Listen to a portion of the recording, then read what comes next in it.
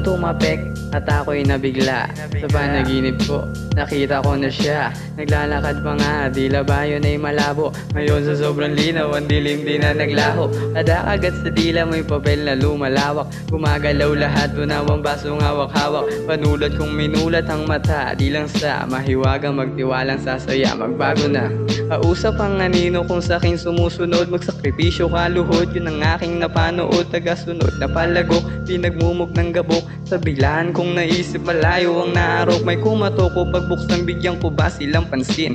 Nangangatog na lalamunan, mamadaliin. Papansin, sa utak aalsin. Naswangin man ako sa gilid ng panginay, may dalang asin. Pansin, masinsinan, pinag-isipan, pinag-igihan, kinamulatan upang sa kinabukasan di ka na mahihirapan. Pagsisihan ay wala sa tema ng usap-usapan. Sa hinaharap lang hap, sariwang sangkap di magbabago. Puso't isip konektado sa hinagap, di malayong mahagilap. Naghirap mang kinakalap, mahigpit ka lang yumakap sa pangarap mo.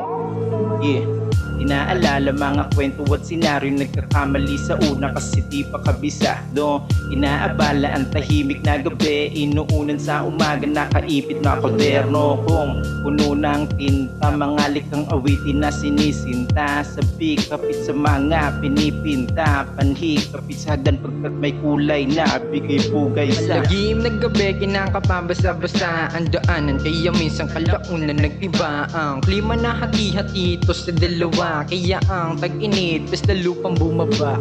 Di ko kabisado kaya aking kinapaan, nilalakaran ng aking dalawang paa. Di nagintihado sa oras ng pangamba, kaya lalo pang bumunga ang aking pagtsatsaga. Mas lalo pang hinubog ng sariling sitwasyon, nananatiling ganito sa oras ng diskusyon ng taong kusurang astong mapanlilang. Kaya palagi umabos taon-taon, bilang ko na sila mga dilang di maikumpara. Kahit malam pala ang mga